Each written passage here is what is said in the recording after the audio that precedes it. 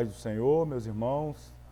Convido aos alunos aqui presentes a se colocarem sob os pés, nós vamos orar. Cumprimentamos os alunos que nos acompanham à distância, também com a paz do Senhor.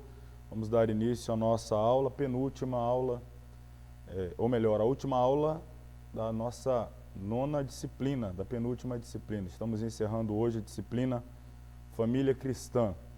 Oremos. Querido Deus e Pai, te louvamos esta noite, mais uma vez, pela bênção, pela graça de podermos nos reunir e aqui juntos estudar e aprender mais a Tua Palavra. Obrigado por cada aluno que aqui já está. Se ainda alguns estão a caminho, que possam aqui chegar em paz e juntos, aqui reunidos, podemos aprender mais e mais a Tua Palavra. Te louvamos pela vida dos alunos que nos acompanham através da videoaula, quer de perto, quer de longe. Que a bênção do Senhor também seja abundante sobre a vida de cada um. Nós rogamos a Ti esta bênção em o nome de Jesus. Amém. Meus irmãos, podeis tomar assento, por favor, já pegue o seu material. A página é de número 164. Estamos aí no capítulo 7. Hoje falaremos os capítulos 7 e 8 desta que é, como já disse, repito, a penúltima disciplina. Estamos aqui encerrando Família Cristã e já a partir da semana que vem entraremos na nossa última disciplina.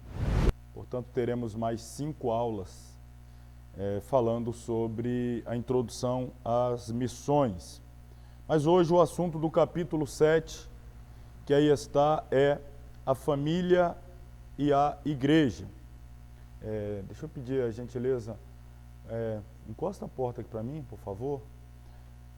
Vamos lá, página 164, capítulo 7, a família e a igreja. O texto chave aí para nós iniciarmos esse capítulo, por certo, um dos mais conhecidos da Bíblia, em se tratando de família, né, em se tratando de compromisso em relação à família, em protegê-la dentro dos princípios bíblicos. Sem dúvida, estou me referindo aí a Josué, capítulo 24, versículo 15, quando está escrito da seguinte forma: porém, se vos parece mal aos vossos olhos servir ao Senhor, escolhei hoje a quem sirvais, porém eu e a minha casa serviremos ao Senhor.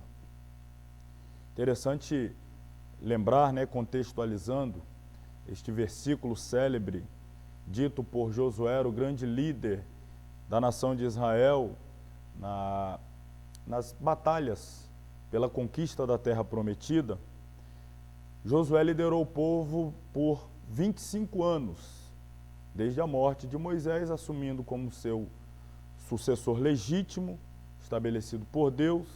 Por 25 anos ele lutou, liderou o povo como um verdadeiro general de batalha para conquistar aquela terra. Não conquistou por completo, algumas ficaram por conquistar, mas o que eu quero aqui destacar é que neste último capítulo ele vai fazer seria um sermão de despedida, vamos dizer assim. Ele vai trazer o relatório de tudo o que foi realizado, da forma como ele conduziu o povo dentro do projeto de Deus, em obediência à palavra de Deus, buscando sempre, em todo o tempo, também honrar o legado deixado pelo seu antecessor, o líder, o grande líder Moisés.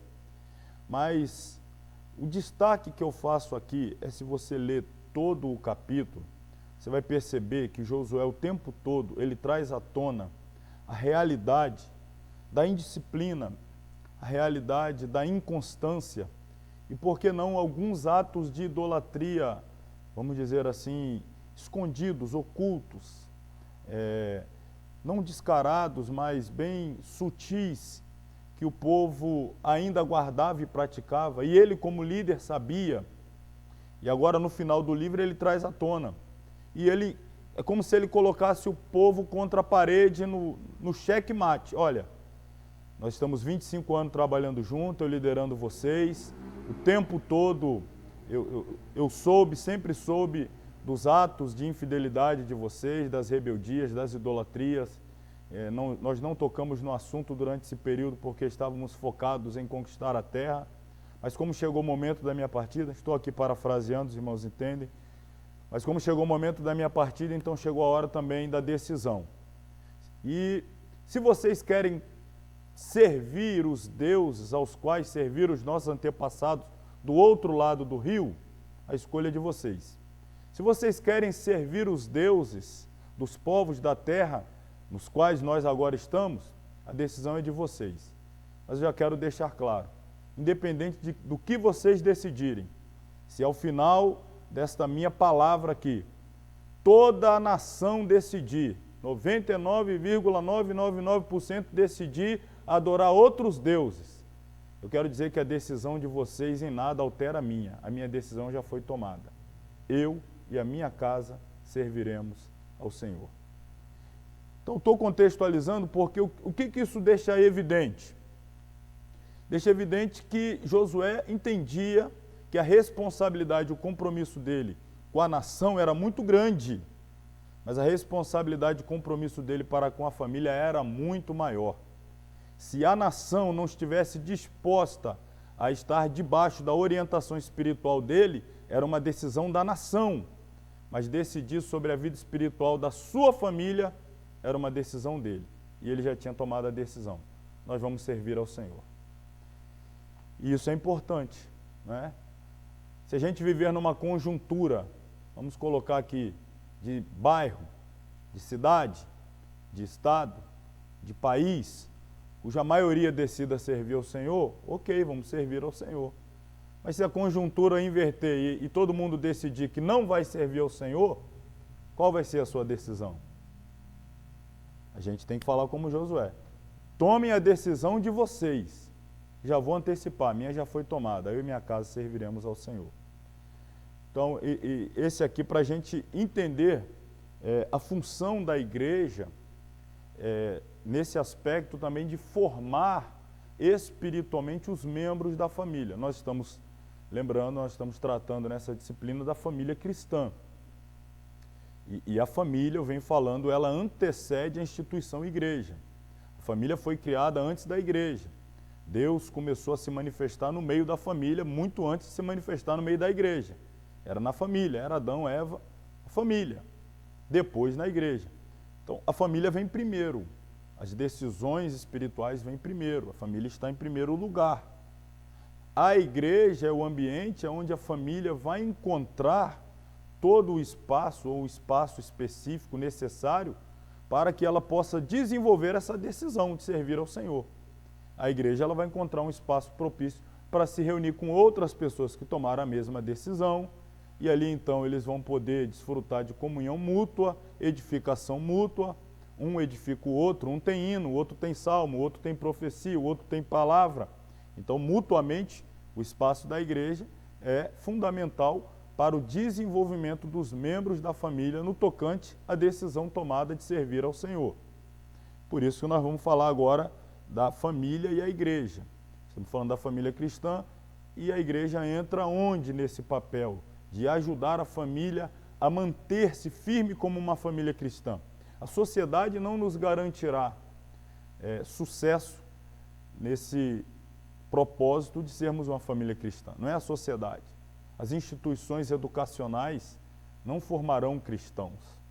Definitivamente não. Então, a igreja é esse espaço. A igreja é esse ambiente. A igreja local tem grande valor para a formação espiritual das famílias cristãs. É por aqui que a gente vai caminhar. Vamos falar bastante da igreja, mas os irmãos apliquem sempre dentro desse contexto, dentro desse propósito da igreja servindo a família, para que a família tenha a possibilidade de crescer espiritualmente, desenvolver suas habilidades espirituais, sua intimidade, sua comunhão, etc. A igreja, portanto, seguindo aí, olha, é a única instituição em que o cristão e a sua família podem apoiar-se neste mundo de mudanças e incertezas, sendo abençoado por Deus em todas as áreas da sua vida. Os lares, em geral, estão sofrendo terríveis ataques das intempéries espirituais que combatem contra a família, e muitos não têm resistido e sucumbido espiritualmente. estão sucumbindo espiritualmente. A escola é uma instituição prejudicada pelas falsas visões de mundo, sendo dominadas pelo materialismo. Só resta a igreja, fundamentada na palavra de Deus, como ponto de apoio espiritual e moral para a família. Eu até destaquei quando fiz o chamamento hoje para a aula, lembrando ali no grupo, teríamos aula, até destaquei que, lendo este parágrafo, poderia pensar, escreveu hoje, escreveu ontem, né?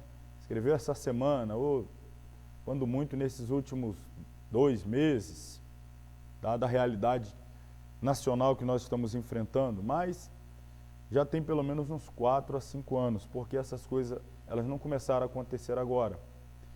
Esses ataques de Satanás contra as instituições que formam a base da sociedade, inclusive a família, inclusive a igreja, os ataques de Satanás, não começaram agora, sempre existiram, tendo êxito aqui, não tendo êxito ali, encontrando brecha aqui, não encontrando ali, vem, encontra um muro de resistência, bate e volta, não desiste, vem de novo, se depara com o mesmo muro, bate e volta, não desiste, vem a terceira vez, já encontra uma brechinha, já dá para colocar alguma coisinha ali dentro, vem outra vez, opa, a brecha já virou uma grande fenda. Essa é a realidade.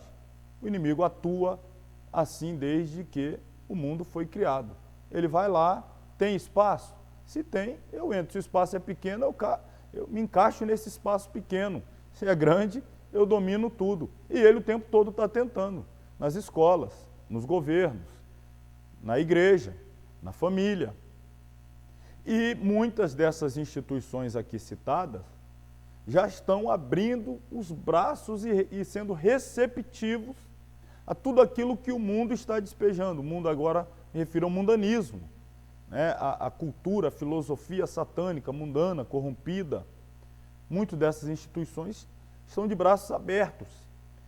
E agora, nós, como membros da família cristã, como membros da família espiritual, família de Deus, e tendo por responsabilidade cuidar das nossas famílias, onde nós encontraremos socorro, onde nós encontraremos um lugar, claro, estou ainda falando aqui institucionalmente, não é? Claro, o socorro é sempre em Deus, a nossa esperança está em Deus, mas onde nós encontraremos apoio para não agirmos isoladamente, só nós e Deus? A igreja é a última resistência. A igreja é esse último, deve ser, tem que ser, precisa ser, essa última resistência aos ataques de Satanás. E então a igreja é esse ambiente, como eu disse aqui, a única instituição que o cristão e sua família podem apoiar-se neste mundo que vivemos de mudanças e incertezas. Se não puder contar com a igreja como instituição, se a igreja se corromper, se a igreja se aliançar ao mundo, se a igreja se equiparar às filosofias e doutrinas corruptas do mundo, aí, irmãos, a família vai ter até que ter cuidado com a igreja e se fechar mais em família para poder se preservar. Isso parece absurdo, mas em alguns lugares já existem instituições, igreja, que se corromperam. E de repente, uma pessoa que quer servir a Deus com sinceridade, com integridade, às vezes aquela igreja local não vai satisfazer o anseio e a necessidade e o propósito do seu coração, e pelo contrário, pode vir a afastá-lo ainda mais desse propósito sincero, verdadeiro e autêntico de servir a Deus com a melhor qualidade possível. Então, isso é um fato triste, mas um fato. Conceitos importantes. A igreja no sentido universal. Nesse aspecto, ela é chamada de o corpo de Cristo ou a noiva do Cordeiro. Essa é formada por todos os crentes salvos, vivos ou mortos, santos e fiéis. Só pode ser vista ao mesmo tempo por Deus, que do seu trono vê todas as pessoas e todas as coisas num eterno agora, no dizer de um grande teólogo. Como tal, a igreja é um organismo espiritual, tendo Cristo como a cabeça e os crentes como seu corpo. A igreja, nesse aspecto, tem a administração espiritual, sobrenatural, sob a direção do Espírito Santo. Só precisamos colocar-nos sob sua dependência e tudo funciona bem. Apenas lembrando lá o curso básico, eclesiologia, doutrina da igreja, fazer a separação entre a igreja visível e a igreja invisível, a igreja local e a igreja universal. O que nós estamos falando aqui é qual o papel da igreja local para a formação da família cristã. A igreja universal, a igreja no seu sentido invisível, formada daqueles que são salvos, dos santos, dos lavados e remidos, vivos e mortos, talvez até daqueles que ainda não nasceram. Esta é a igreja que vai ser arrebatada. E a igreja local? A igreja local não é formada só de salvos, não é formada só de santos, não é formada só por aqueles que serão arrebatados. A igreja local, nas palavras do próprio Jesus, é formada de joio e trigo, que no fim dos tempos será feita a separação de quem é quem. Então a nossa família, a família cristã, ela serve à igreja invisível, ela serve ao corpo de Cristo, ela serve ao Senhor Jesus, numa igreja local que é formada de pessoas salvas e não salvas, regeneradas e não regeneradas, caminhantes para o céu e não caminhantes para o céu. Por que é importante lembrar-se disso? Mais uma vez, para entender a importância de ter cuidado até dentro da instituição igreja com quem que nós vamos nos relacionar, com quem que nós teremos intimidade, proximidade, porque você pode, dentro da igreja local, se aproximar de uma família carnal e se tornar carnal. Você pode se aproximar de uma família que não quer nada com Deus e sem perceber daqui a pouco você também não está querendo nada com Deus. A igreja local tem dessas coisas. Por isso temos que ter critérios também na igreja local, que é o próximo aqui, né? O sentido da igreja local. No âmbito da igreja local, ela é formada por pessoas que se unem e se reúnem para adorar e servir a Deus em um determinado lugar, bairro, região, país, etc. E é formada pelos crentes, salvos ou não. E por ser vista por Deus e também pelas pessoas em geral, no meio dessa igreja local estão o trigo e o joio, ou seja, os crentes fiéis e ao mesmo tempo aqueles que não são fiéis ou não são santos. Como organização, a igreja precisa de direção, de atividades, normas, estatutos e de ações humanas. É a igreja local o ambiente especial, consagrado para Deus, a fim de que as famílias e as pessoas em geral se reúnam para a adoração, para a pregação, o ensino, o discipulado e a assistência espiritual, moral ou social de que necessitam. Daqui para frente eu já vou elencar aí cada uma dessas necessidades que as pessoas, membros da família, têm e que a igreja, agindo corretamente, poderá ser este canal de Deus para suprir necessidades espirituais, necessidades psicológicas, necessidades emocionais, necessidades sociais, necessidade de interação, etc. Então é na igreja local que a família vai desenvolver tudo isso, vai desenvolver os seus próprios talentos, suas próprias habilidades, vai servir e ser servida. Como assim? Existe em uma família alguém que pregue, na outra família alguém que cante, na outra família alguém que profetiza, na outra família alguém que tenha dom de discernimento, e quando há reunião, um edifica o outro com a palavra, o outro edifica um com o louvor e o outro com a revelação. Então este lugar do encontro é o lugar onde as famílias, na sua interação e no propósito específico de adorar e servir a Deus, elas também estão servindo e sendo servidas nesse propósito de edificação, de crescimento, de desenvolvimento espiritual. Parece ser muito redundante o que a gente está falando aqui, mas a gente está vivendo a época também de proliferação, trava-língua aqui, de movimento de desigrejados, né? Você sabe disso. Para que igreja? Para que reunir? Para que estar junto com... Não, eu sirvo a Deus em casa, eu e minha família. E tem aqueles até que talvez nem tenham uma família cristã, só ele seja cristão. Ele canta para ele mesmo, ele prega para ele mesmo, ele ora por ele. Ou seja, e quando ele está necessitado de um conselho? Na hora que ele está precisando de um apoio, de um ombro, de uma palavra, de um estímulo, de um incentivo, de uma disciplina, de um puxão de orelha, de um despertamento, o desigrejado, ele abre mão de tudo isso. Fatalmente, ele está se auto-boicotando. Ele está trabalhando contra o seu próprio crescimento e desenvolvimento espiritual, pensando dessa maneira que, ressaltamos, não é uma maneira bíblica, não é o projeto de Deus para a sua igreja.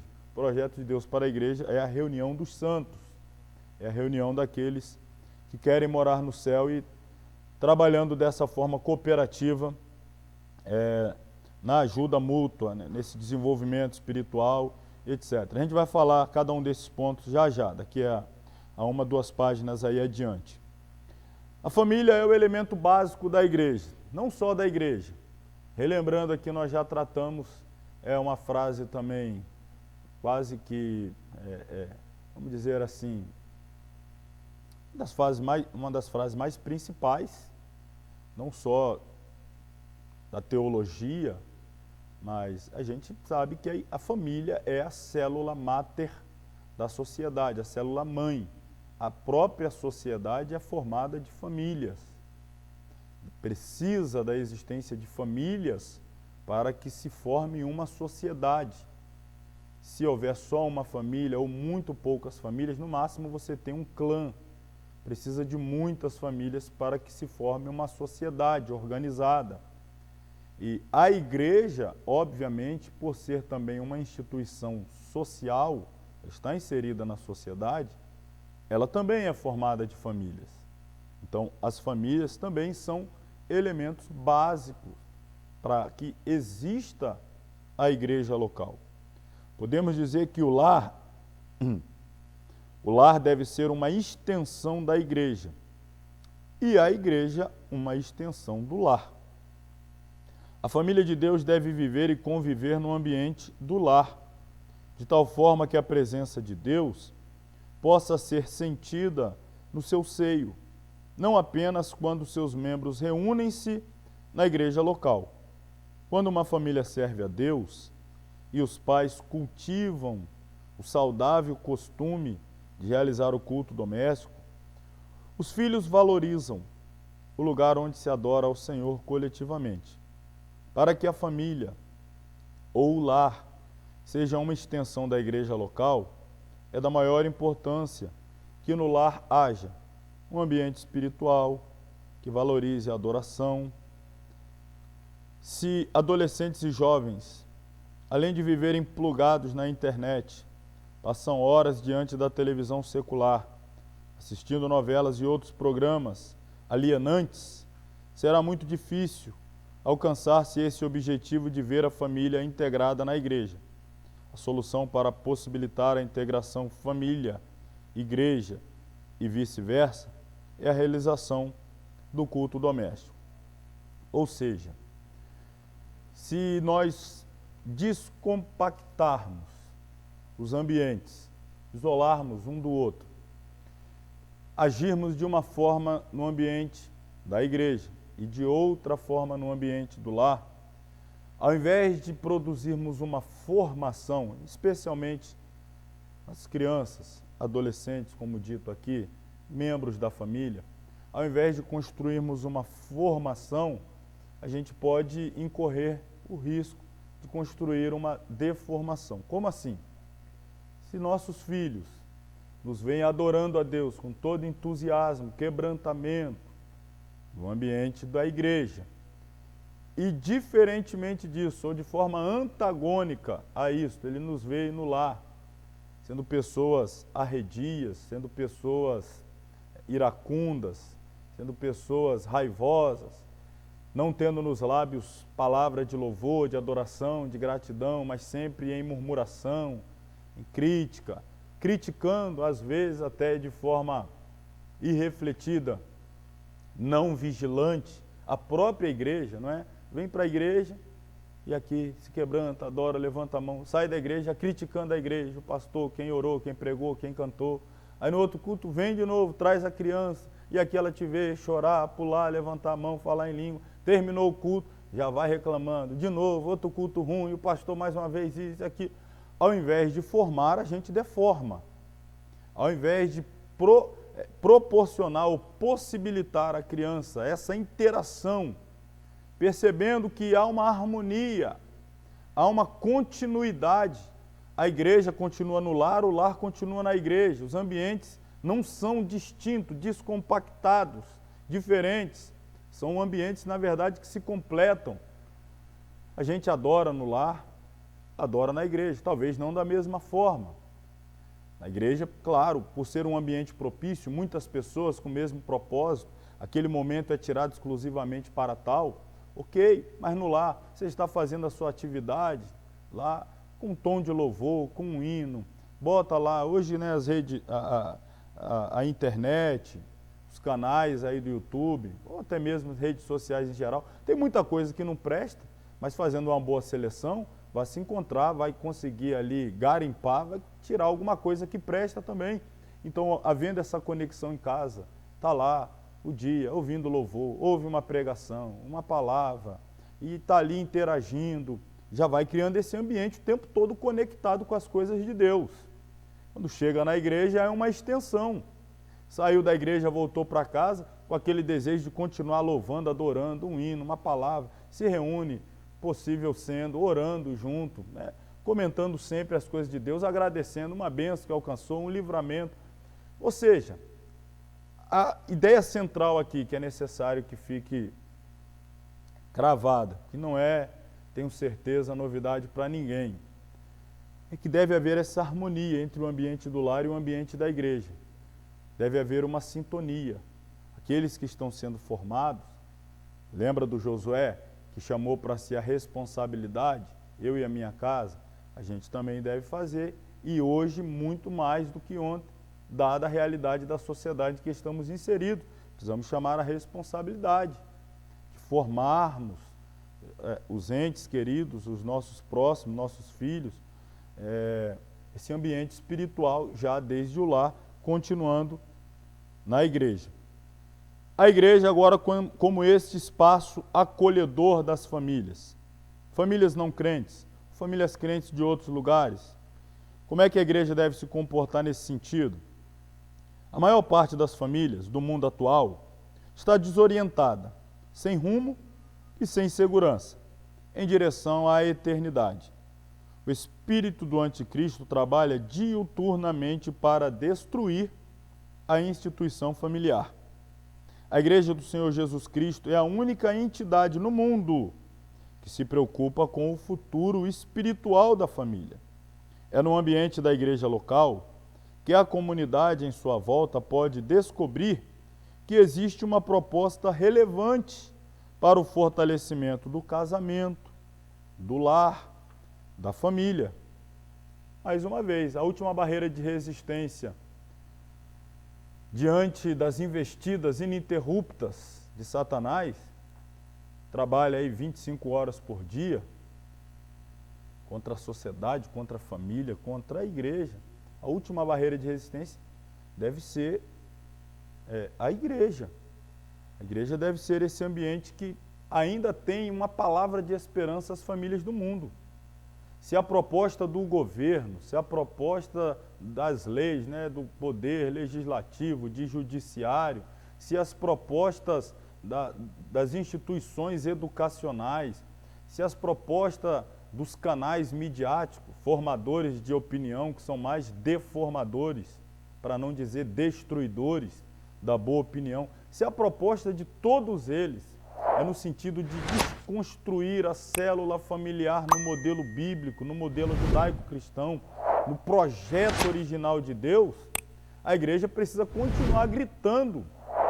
Nós ainda guardamos, nós ainda preservamos, nós ainda orientamos dentro do modelo bíblico, dentro do modelo divino de família. Há uma saída, há um resgate, há uma possibilidade de restauração.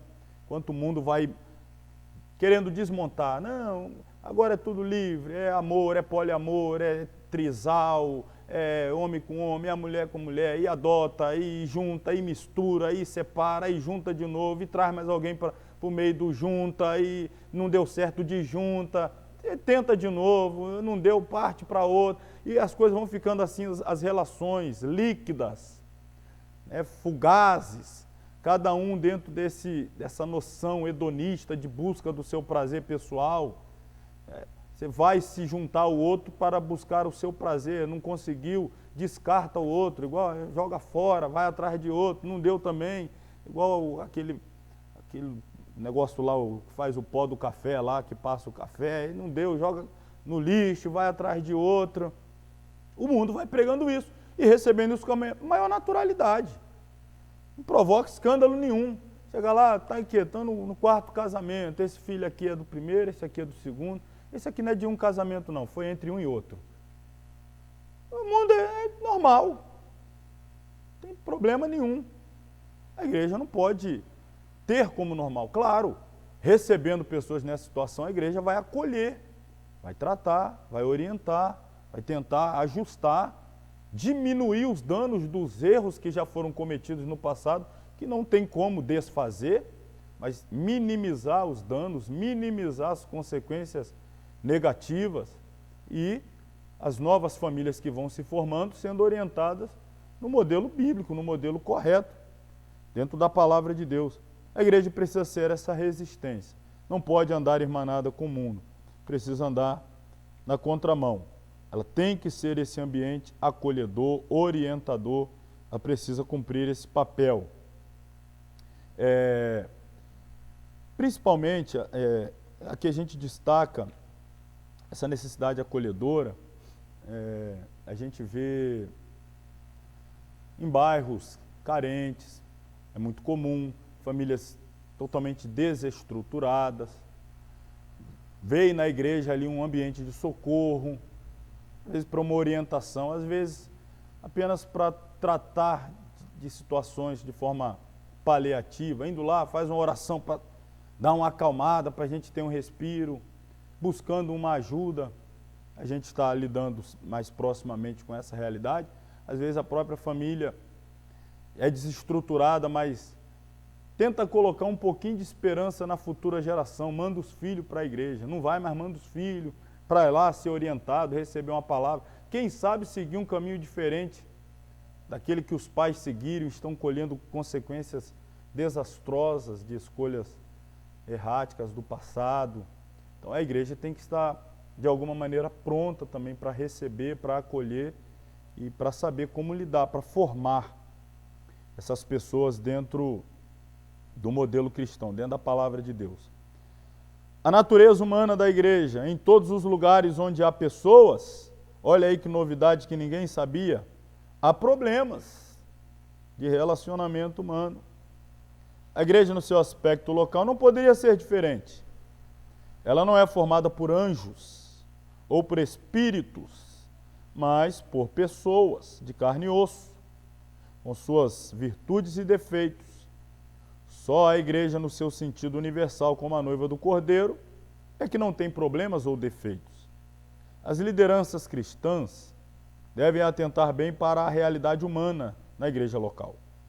Não há mais lugar nos tempos presentes para governos autocráticos e prepotentes que dirigiam a igreja como se fossem seus donos ou seus capatazes, com poderes absolutos sobre as vidas das pessoas e de suas famílias.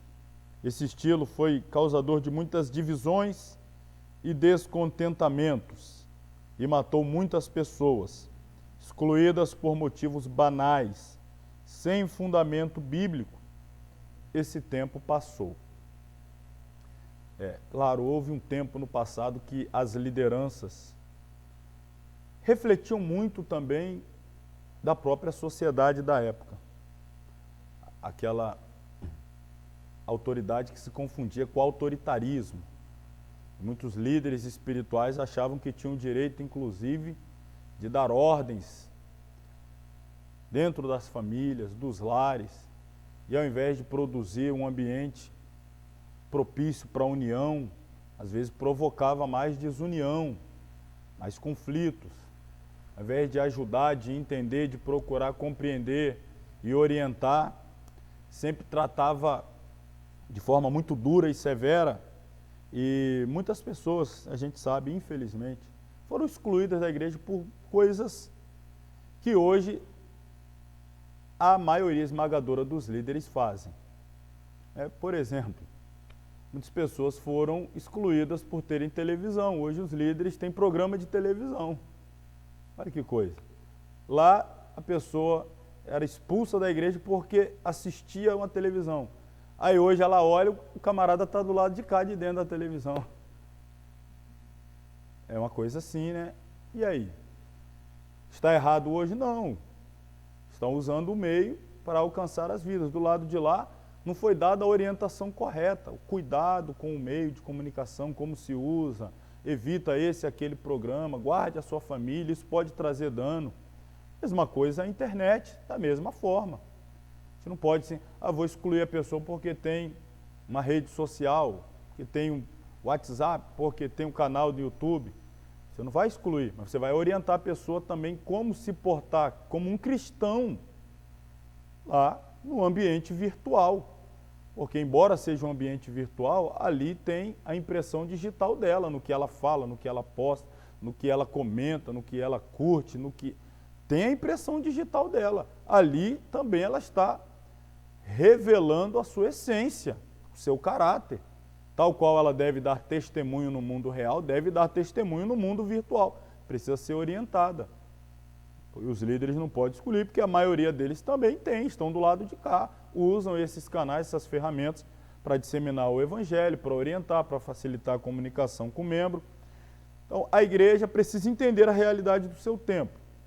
Ela tem a sua natureza humana, formada por pessoas. Precisa entender os avanços da sociedade, perceber os seus males e se proteger dos tais, perceber também os pontos positivos e usá-los da melhor maneira possível para a glória de Deus e o avanço do evangelho e o crescimento espiritual das famílias. Então isso a gente ressalta aqui. Vamos ao próximo ponto aí, que eu disse que a gente ia falar sobre as necessidades, né, das pessoas, da família. Já quero começar a falar aqui.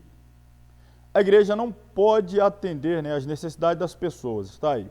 A igreja não pode atender a todas as necessidades pessoais, mas pode usar os recursos concedidos por Deus para atendê-las da melhor maneira possível, com a graça, a sabedoria e a unção de Deus. Podemos resumir as necessidades das pessoas e das famílias como se segue. Vamos dar um resumo aí. Primeira coisa que precisa ser entendida, e às vezes é difícil entender. As pessoas, elas sofrem frustrações. Essas frustrações fazem parte da vida de qualquer um. Decepções, perdas. E às vezes ela quer que a igreja seja um ambiente em que ela esteja imune das decepções. Ela leu a placa, porque alguma igreja tem essa placa, não tão longe de nós, tem uma igreja que tem essa placa, e a promessa da igreja é, depois que você atravessar os portões, a porta daquela igreja, depois que você passar a soleira ali para o lado de dentro da igreja, você já vai experimentar a vida do pare de sofrer, né? Pare de sofrer. Entrou na pare de sofrer. Isso é uma aleivosia, isso é uma falta de responsabilidade.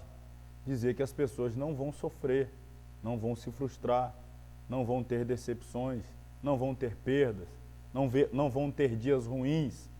Isso é antibíblico. Mas as pessoas, às vezes, acham que a igreja vai satisfazer todas as suas necessidades e não vai gerar nenhuma frustração. Ela não vai ter nenhum desentendimento com nenhum irmão, não vai ter divergência de opinião com nenhum irmão.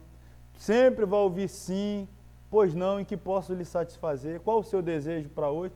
Ela acha que a igreja é a lâmpada, né? Hoje você tem mais 3 pedidos, pode fazer. No próximo culto, mais 3. No outro, só esfrega, mas aqui é só vitória. Não. É um ambiente de decepções, de frustrações. Não estou dizendo que é o que caracteriza, mas estou falando de modo geral, a igreja está inserida na sociedade, sofre os males da sociedade, formado de pessoas e homens. A gente vai arcar com as consequências das nossas decisões, a gente vai arcar com as consequências dos nossos erros. Não, mas eu sou da igreja. Vai, e daí? Aí eu faço uma coisa errada, não tem consequência, mas eu sou crente. Aí eu faço algo errado e não vai ter consequência, não pode. Vai ter. As pessoas às vezes, poxa, eu fui lá na igreja e lá não tive aquilo que eu gostaria, faltou aquilo outro. Ela acha que a igreja é um ambiente que vai satisfazer todas. Não é. Por outro lado, a igreja tem condições de satisfazer algumas necessidades humanas, portanto, das pessoas da família, dos membros da família, e deve buscar atender, satisfazer tais necessidades dentro dos critérios bíblicos e escriturísticos, com muita graça, com muita unção de Deus, porque a igreja pode satisfazer sim algumas, começando pela mais premente de todas, a mais essencial de todas, que é a necessidade espiritual. A pessoa não vai ter atendido às suas necessidades espirituais buscando diplomas acadêmicos. Eu vou fazer curso, faculdade, pós-graduação, mestrado, doutorado, outra faculdade, para atender necessidade espiritual. A instituição educacional não vai satisfazer necessidade espiritual. Eu vou entrar na carreira profissional, subir nos meus cargos até chegar ao topo, entrar por baixo e galgando degraus até chegar a CEO de uma grande empresa. Não vai satisfazer necessidade espiritual. A igreja, por outro lado, ela é o ambiente que, através dela, Deus atende a necessidade espiritual das pessoas. Usa a igreja, falo as pessoas da igreja, para atender necessidades espirituais das outras. São as necessidades, como já disse, mais prementes do espírito humano. As pessoas, quando aceitam a Cristo como Salvador, vêm do mundo, sentindo suas grandes necessidades espirituais. Elas necessitam de salvação, graça, conhecimento de Deus, amor de Deus, paz com Deus. Suas almas anelam ter alegria espiritual, paz de espírito. E quem é que satisfaz tudo isso? É Deus, através do Espírito Santo, que satisfaz plenamente a essas necessidades. Ponto. Mas é a igreja local que torna essa assistência concreta na vida das pessoas, evangelizando, congregando, cultuando, ensinando, discipulando, com amor e compreensão, e levando os crentes à dimensão espiritual mais elevada. Famílias bem discipuladas podem contribuir para o crescimento na graça e conhecimento do Senhor Jesus Cristo. Famílias bem discipuladas podem contribuir para o outro crescer, à medida que ela cresce também, proporciona ao outro crescimento também. A igreja, portanto, é essa agência celestial na terra. É esse cano por onde a água do Espírito passa para chegar ao seu destino. As pessoas vêm com sede, a água vem do céu e a igreja é esse cano por onde ela passa. É esse lugar de onde flui a graça de Deus. No ambiente do culto, a pessoa entra num culto triste, passou um dia difícil, passou uma decepção em casa, foi ao trabalho lá, outra decepção, resolveu dar uma olhada no jornal, acho que aqui eu vou assistir alguma coisa que vai alegrar minha alma. Ficou mais triste ainda, viu mais um monte de coisa ruim. Aí vem para a igreja, arrasada, aquele dia pesado. Começou não muito bem, continuou não muito bem, está quase encerrando não muito bem. Aí chega na igreja e daí a pouco começa a cantar um hino da harpa, que fala do céu, fala de consolo celeste, fala da companhia de Deus, eu estou contigo, no momento difícil, estou ao seu lado. Quando pensa que não, ela já sente-se ali acolhida, abraçada pelo Espírito Santo, já começa a dar um aleluia, um glória a Deus, aí um sorriso já sai do rosto, já sai do culto ali pronta para enfrentar o outro dia. Alegre, disposta, consolada, exortada, edificada. A igreja proporciona, é o ambiente onde Deus vai falar na palavra, onde o louvor chegando ao céu vai ser derramada, unção e graça também para atingir a alma da pessoa. Então a igreja é esse ambiente que Deus se utiliza para satisfazer necessidades espirituais. Quais são as outras necessidades? Essas aqui são as mais complicadas, viu? São as emocionais. São mais complicadas. O salmista expressou esse tipo de necessidade quando exclamou: a minha alma. Quando fala da alma, fala da sede das emoções, sentimentos. Minha alma tem sede de Deus, do Deus vivo. Quando entrarei, me apresentarei ante a face de Deus. As pessoas procuram a igreja porque esperam obter nela a satisfação dessas necessidades intangíveis que os bens materiais não podem satisfazer. As necessidades almáticas não são coisas materiais que podem satisfazer. São necessidades imateriais, invisíveis, intangíveis. E as pessoas buscam na igreja a satisfação, que talvez tenha tentado encontrar anteriormente em outros meios. Bom, e aí através da adoração, da comunhão fraternal, do bom relacionamento humano, de momentos de confraternização, a igreja também pode proporcionar isso, de atenção, empatia, dedicação ao relacionamento interpessoal, aconselhamento, momentos de necessidade, bem como momentos de sadia confraternização social. A igreja local torna-se acolhedora e relevante para a maioria dos que a ela se dirigem.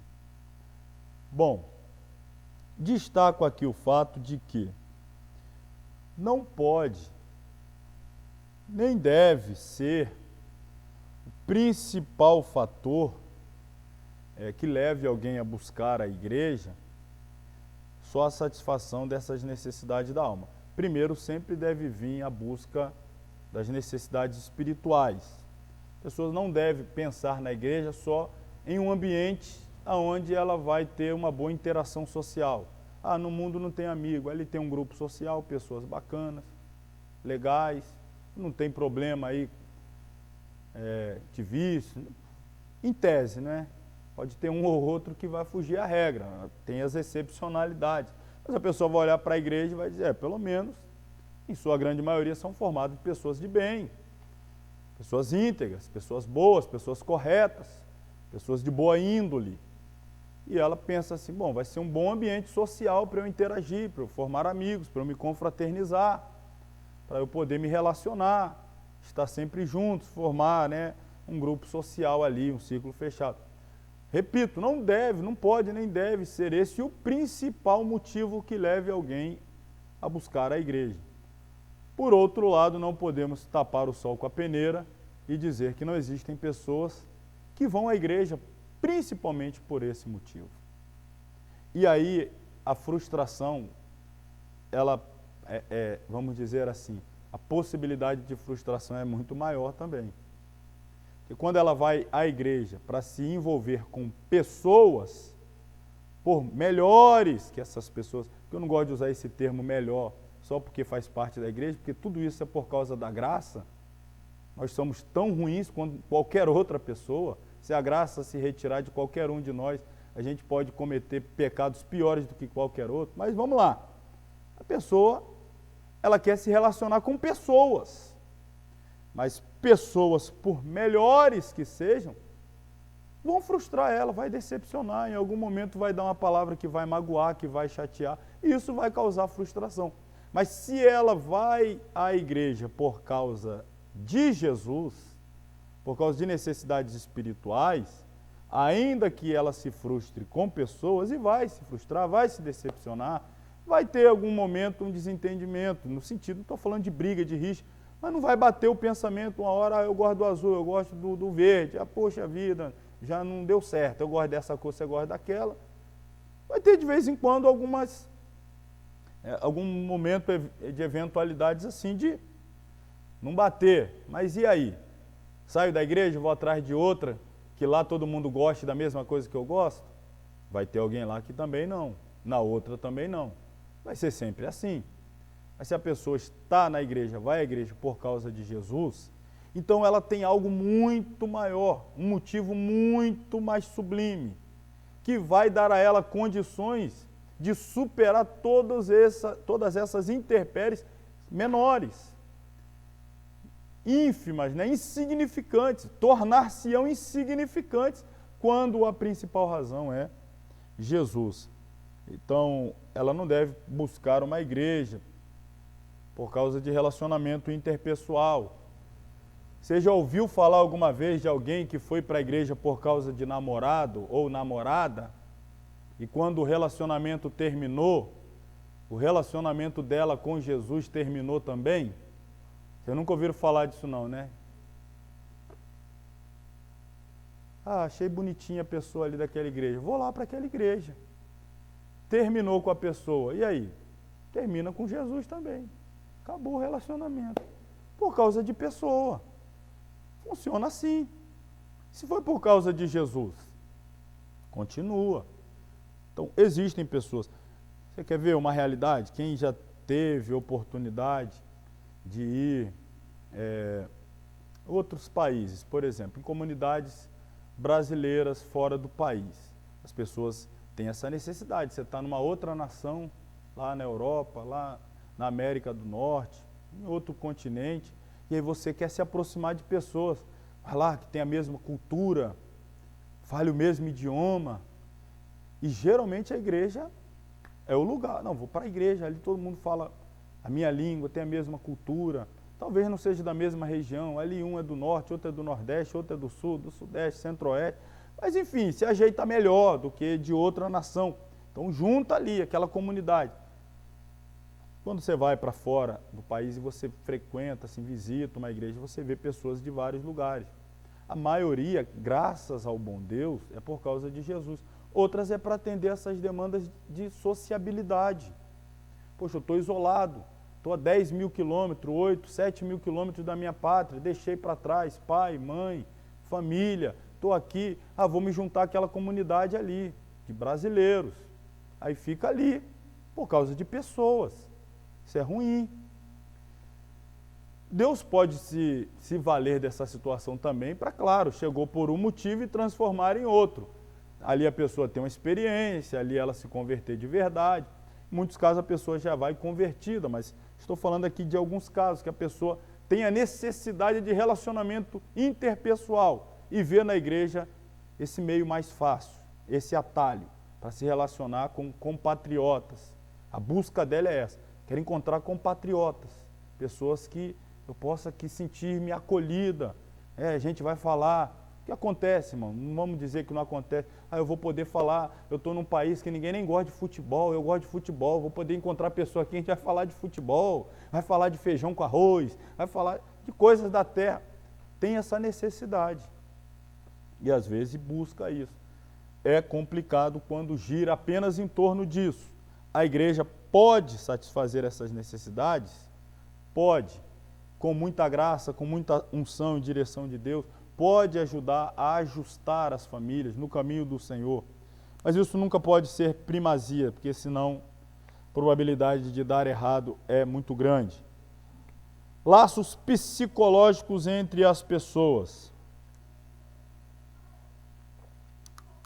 necessidade de construir laços, né, psicológicos entre as pessoas. No relacionamento interpessoal, na igreja, observam-se as reações que normalmente afetam todas as pessoas. E aí, olha, irmão, sejam crentes ou não, isso é indiferente, o fato de ser crente ou não. A pessoa crente tem um temperamento, não crente pode ter aquele mesmo temperamento, personalidade. Estamos falando de traços aqui que formam a personalidade da pessoa. O ser humano não se livra de seus sentimentos, positivos ou negativos, pelo fato de aceitarem a Cristo. Ou seja, mais uma vez, se ela teve alguma frustração no passado, a formação dela é o resultado de muitas situações do passado que formaram o seu caráter, a sua personalidade.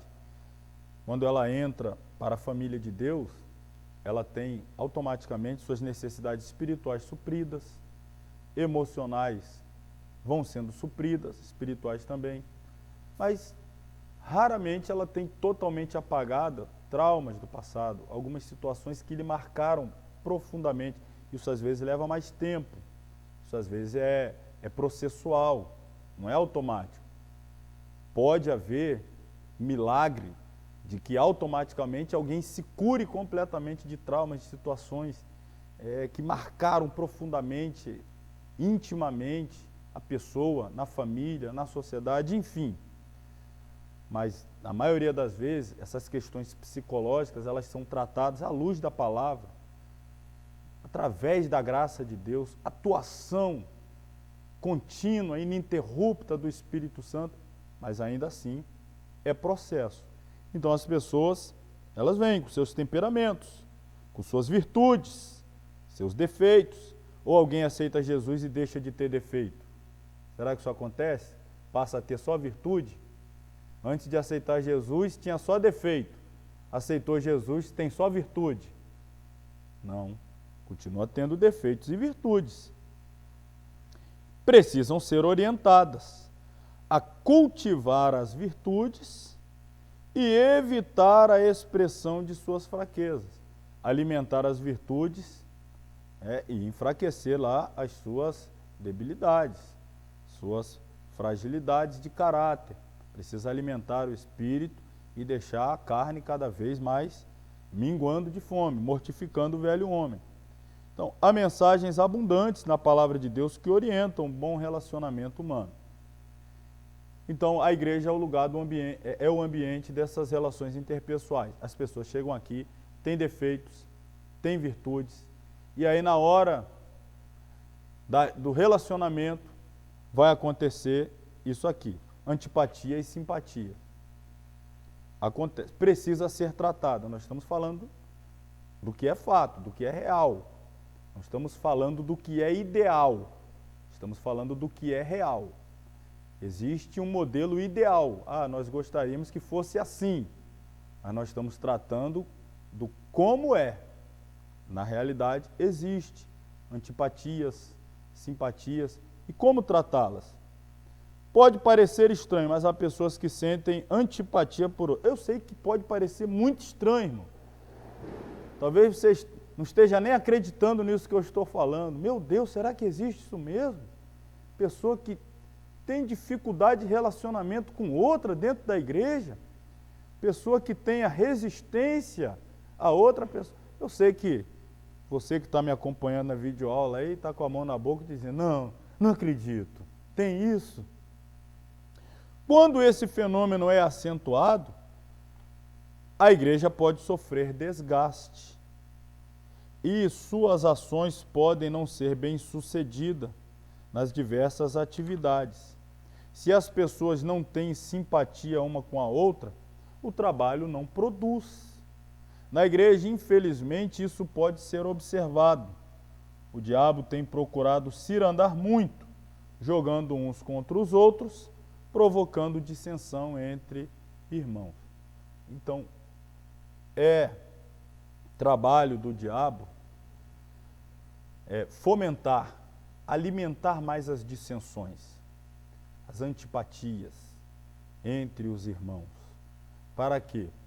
Para que a igreja perca tempo brigando, degladiando-se entre si, e com isso ela acaba tendo pouco tempo de avançar em direção ao mundo.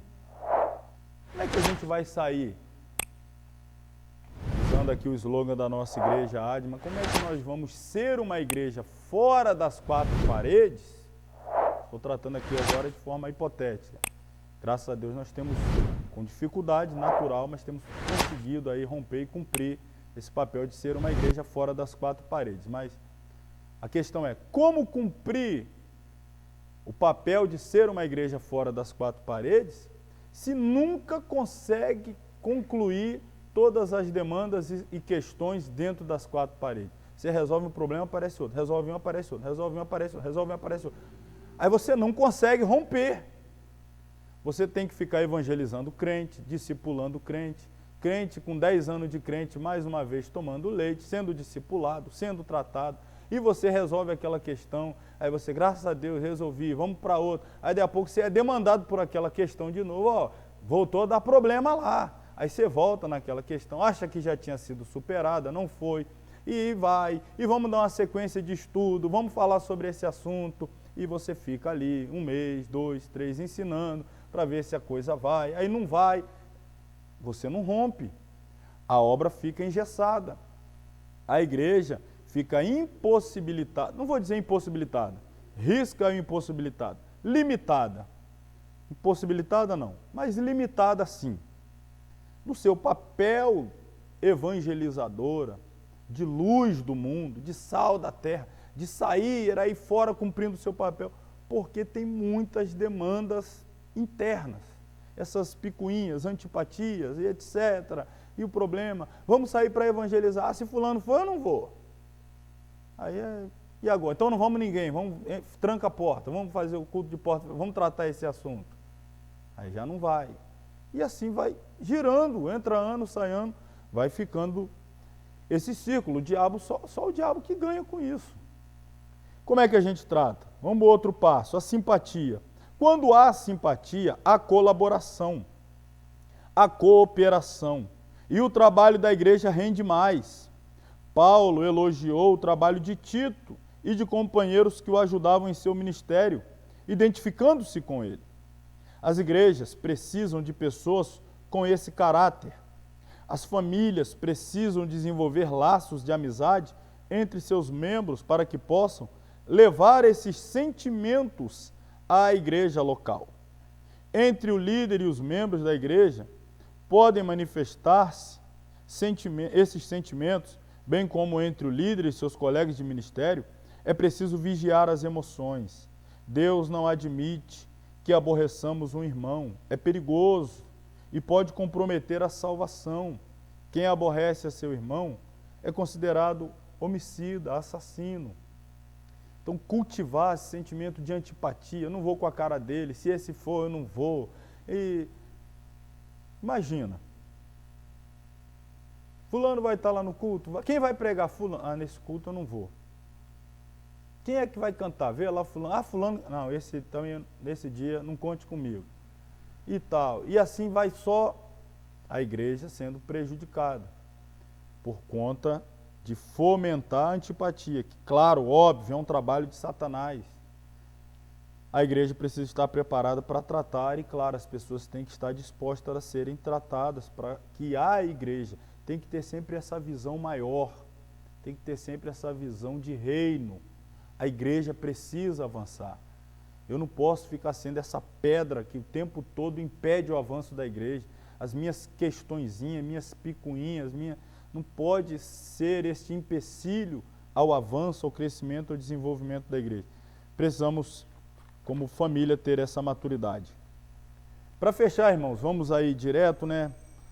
Estamos no grupo resumido, então o ideal é que a gente prossiga sem o intervalo. O último ponto aqui é a família, essa aqui é aquela parte mais específica, né, que aperta um pouco mais, a família do ministro, a família do obreiro, a família do pastor da igreja, do dirigente da congregação, podemos estender o líder do departamento, As atividades do ministério, quando se avolumam, tendem a causar dificuldades no relacionamento entre o obreiro, sua esposa e seus filhos, né? O obreiro muito atarefado, tem um monte de cargo na igreja, um monte de função, e aí às vezes a família dele vai ficando em segundo, terceiro plano. Mas segundo a palavra de Deus, a família deve ser prioridade na vida do homem de Deus, sob pena de surgirem brechas que podem ser usadas pelo inimigo para prejudicar a vida cristã. Neste estudo, abordamos alguns aspectos considerados importantes para que o relacionamento entre o obreiro e a família seja saudável e proveitoso. De todas as famílias que há nas igrejas, a família do ministro, a família do líder, é a mais observada. O obreiro precisa ser exemplo do rebanho e exemplo dos fiéis. Então, claro, os olhos estão sempre bem abertos às atitudes da família do obreiro, do ministro, do pastor, do líder, como se comporta ele, como se comporta sua esposa, como se comportam seus filhos, como é o relacionamento deles, como eles interagem entre si. O tempo todo está sendo aí observada a vida conjugal do obreiro. O ministério não dispensa o obreiro dos deveres de esposo. Como tal, ele deve agir da melhor maneira possível. Nenhuma outra atividade exige da família identificação com o trabalho do esposo como a atividade de obreiro. O obreiro pode e deve comportar-se como esposo exemplar para as famílias da igreja. De que forma? Amando a esposa.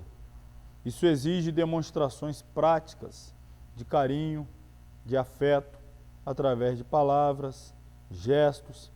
Para muitos, as expressões eu te amo, ou mesmo gosto de você e outras, são coisas do passado. Sem essas pequenas coisas, o casamento do obreiro torna-se azedo, sem graça, e pode abrir brecha para a ação do inimigo. O exemplo do obreiro, no amor à sua esposa, é referência para os casais e famílias sob seu pastoreio. Isso é fato, todos sabemos, estou aqui destacando a observação da membresia, a postura do pastor, da liderança, dos obreiros em geral, dos líderes de departamento.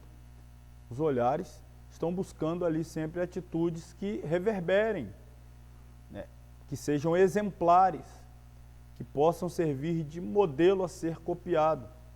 Então a responsabilidade, ela é triplicada, não diria nem duplicada, é multiplicada. Responsabilidade no que tange ao cuidado com a família, a responsabilidade do obreiro é multiplicada. Comunicando-se com a esposa. A falta de comunicação entre o obreiro e a sua esposa tem sido uma das principais causas eficientes para o desgaste em seu matrimônio.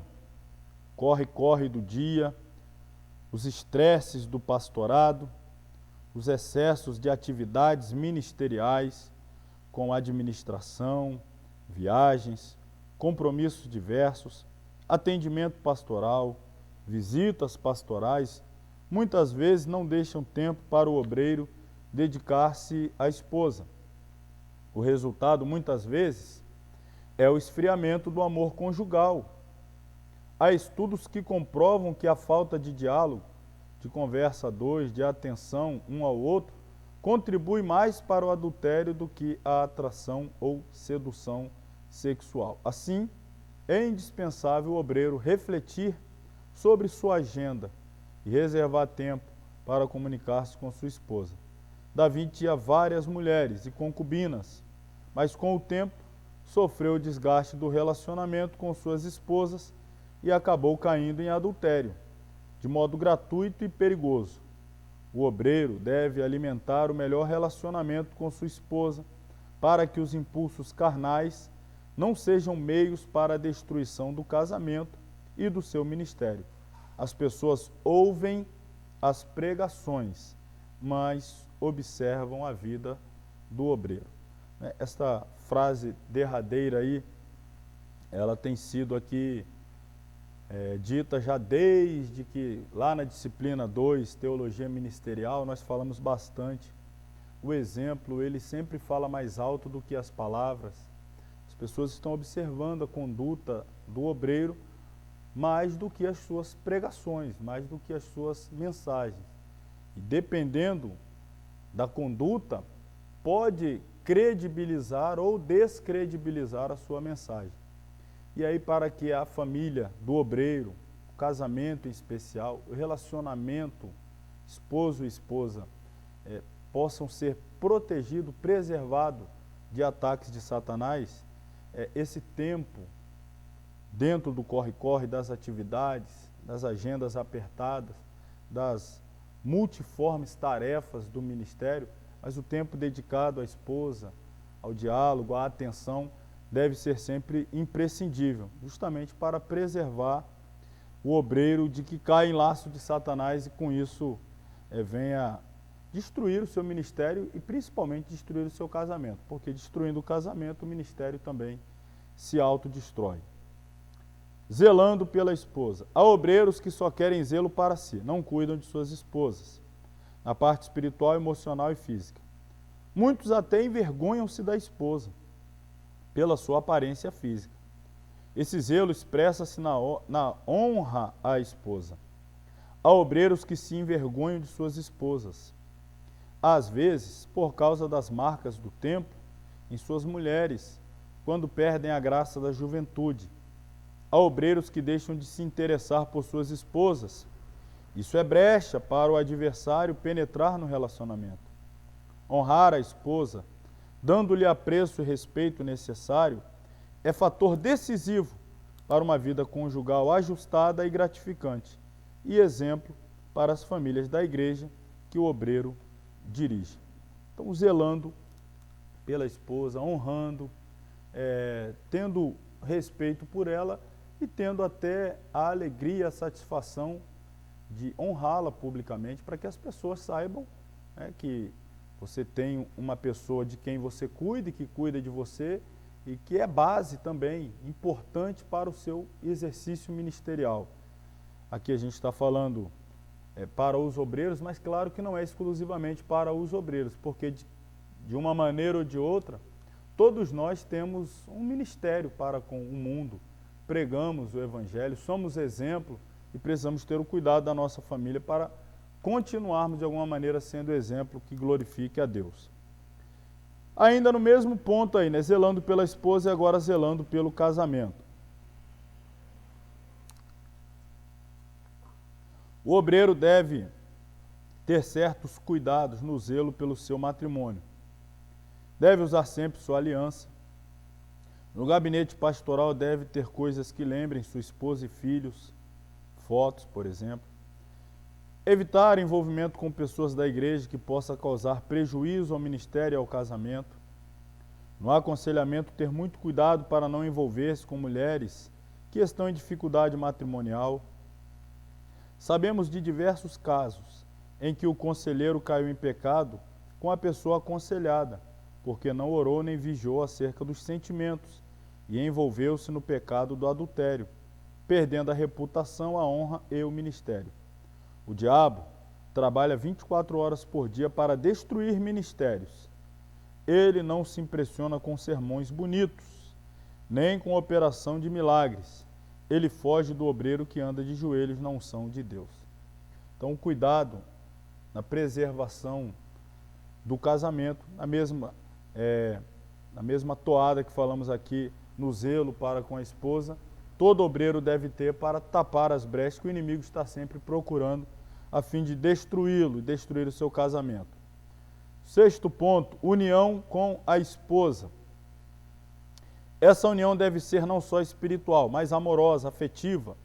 O obreiro deve não só amar sua esposa, mas saber demonstrar esse amor através de afeto, carinho, palavras. Investir na intimidade com a esposa, gestos, abraços, carícias. É preciso manter o namoro no casamento, zelando e fazendo o possível em favor do cônjuge. O amor deve ser o elo principal no relacionamento entre o obreiro e sua esposa. Se não houver amor, tudo pode desabar. Esse amor deve ser dominado pelo amor ágape, ou seja, o amor na sua expressão sacrificial, buscando sempre o melhor para o cônjuge, buscando às vezes sacrifício pessoal, anulação de vontades pessoais para a satisfação, a alegria, o prazer que se possa proporcionar ao cônjuge, que aliás se foi prometido no momento que se casou. Cuidar da parte sexual é importante para o equilíbrio espiritual, emocional e físico do obreiro e sua esposa.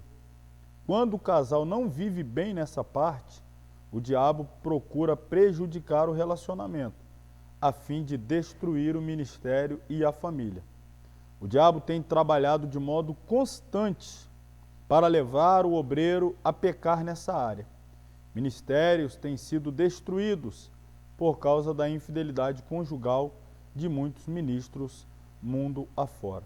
Então, a gente já falou aqui em aulas passadas também, o cuidado na parte sexual, ela é importante para que um proteja o outro no que tange a tentações, que o inimigo está sempre buscando brechas para lançar, mas se houver esse cuidado de um para com o outro, as brechas são diminuídas quando não totalmente fechadas para que o inimigo não encontre espaços. E aí, finalmente, fugir das tentações. O obreiro, por mais que se considere santo, não está imune às tentações. Jesus em tudo foi tentado, mas não pecou. Se Jesus foi tentado, Davi foi tentado e caiu vergonhosamente, Sansão foi tentado, Salomão foi tentado. O obreiro nos dias presentes não pode achar que está livre de cair em tentação.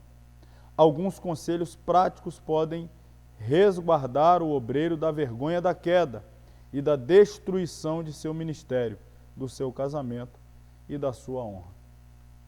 Irmãos, é imaturidade espiritual, já é um próprio pecado, sequer a pessoa cogitar que ela está imune à tentação, já é o pecado da arrogância, já é o pecado do orgulho.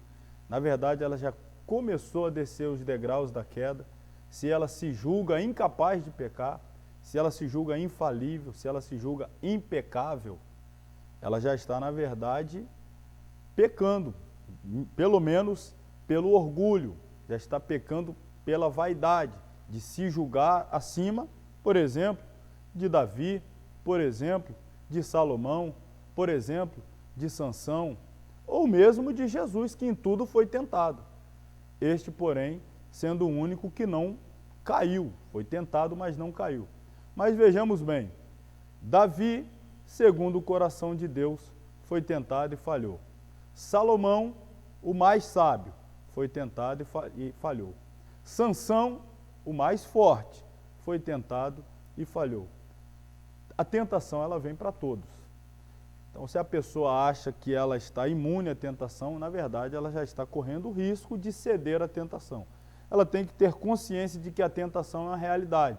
Ela precisa estar se protegendo, se preservando, se alimentando da palavra de Deus, vigiando, orando, clamando continuamente por misericórdia, para que Deus a sustente, a livre da tentação. Aliás, o próprio Jesus ensinou como praxe na oração, não como mantra a oração do Pai Nosso, mas como modelo de as partes da oração, mostrando partes que nós devemos incluir na nossa oração: adoração, reconhecimento, que nosso Deus é um Pai celestial, reconhecimento de que Ele atende às nossas necessidades e também pedir para que Ele não nos deixe cair em tentação.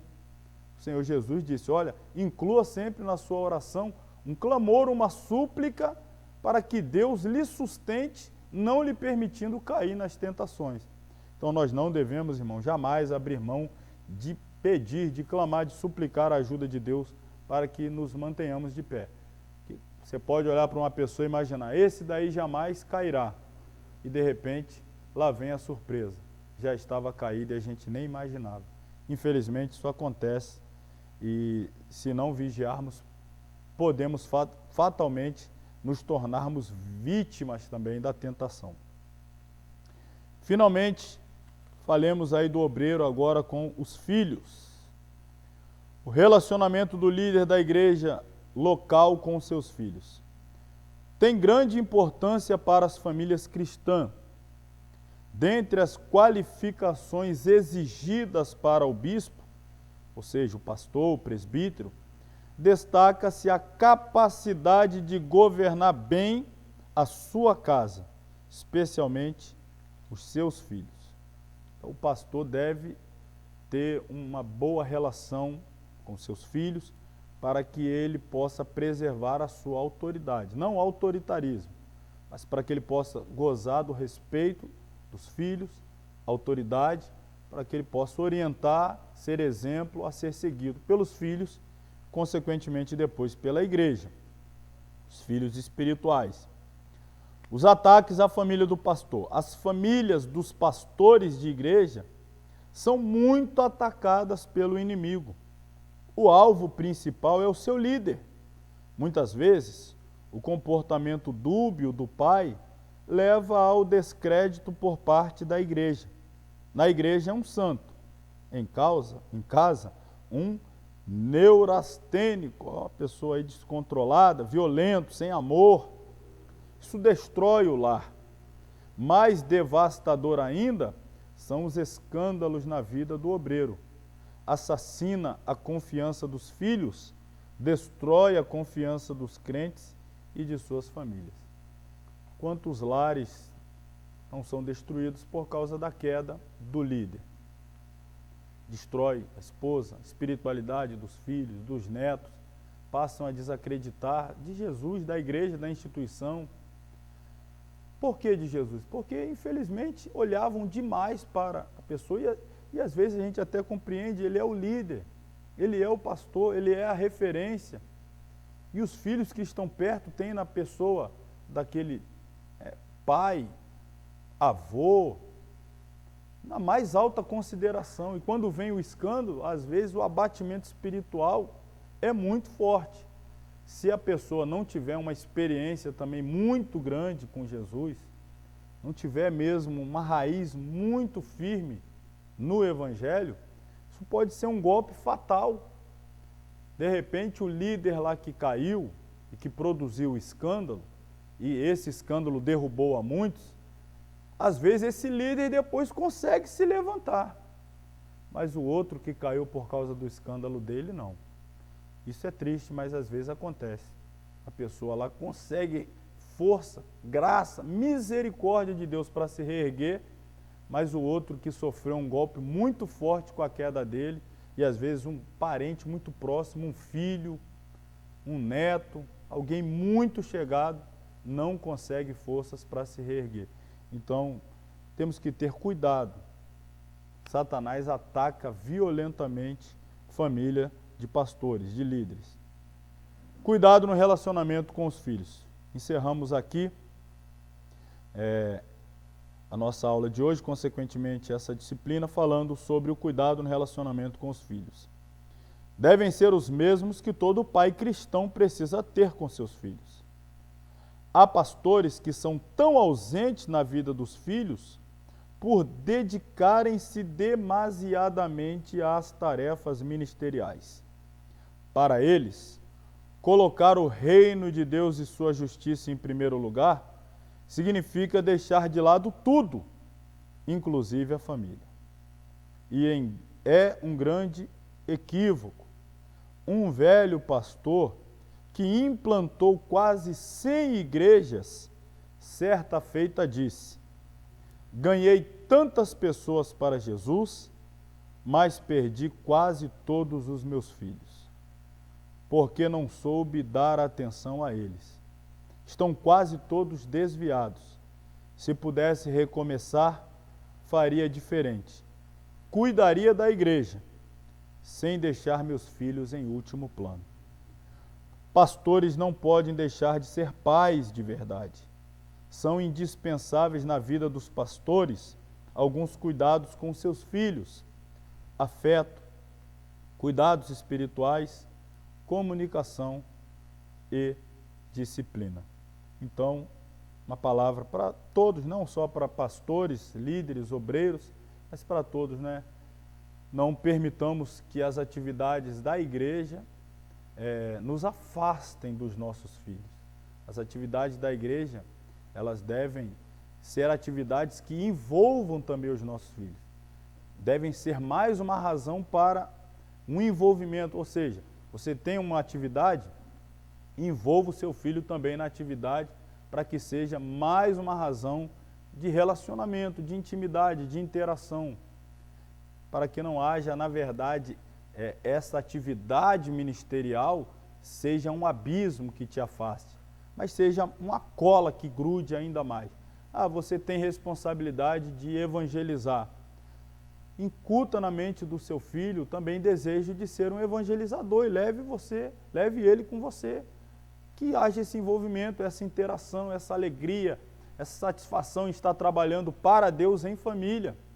Se é a sua responsabilidade visitar, sendo possível, envolva os seus filhos, a esposa, filhos, nessa tarefa, para que faça parte, sirva de harmonia, de mais um ponto de contato, de interação, de estreitamento de relacionamento. Então, as atividades da igreja, elas devem servir para o fortalecimento do vínculo familiar e jamais para produzir afastamento do círculo familiar. Então, vamos ter cuidado, vigiar nessa parte, para que Deus seja glorificado nas nossas famílias. Amém? Então, a gente está encerrando aqui essa disciplina. A partir da próxima semana, vamos para a última disciplina, Introdução a Missões. Teremos aí mais 5 aulas. Conseguimos aí, acelerando um pouquinho, avançar. A nossa previsão agora é terminar até uma semana antes da formatura, que vai nos dar um pouco mais de fôlego, de tempo. Se precisar esticar um pouquinho mais alguma aula, explicar mais, então a gente vai ter um pouquinho mais de tempo. Vamos encerrar a aula agora. Convido os irmãos a se colocarem sobre os pés, para que a gente possa orar, ministrar a bênção apostólica e encerrar a nossa aula dessa noite. Soberano Deus e eterno Pai, muito obrigado por mais esta aula, por até aqui ter nos guiado, nos conduzido. Obrigado pela presença de cada aluno, cada irmão que aqui esteve. Muito obrigado por aqueles que diante de uma tela, de um celular, um tablet, uma TV, ligada no canal da Escola Teológica Shema, no YouTube, nos acompanhou e foi alimentado e edificado por essa instrução, por esse estudo. Abençoe também de forma especial. Pedimos que nos leve em paz aos nossos lares, continue nos protegendo, guardando e livrando de todo mal, livrando, inclusive, ó Pai, sobretudo a nossa nação do caos social, moral, ético, espiritual.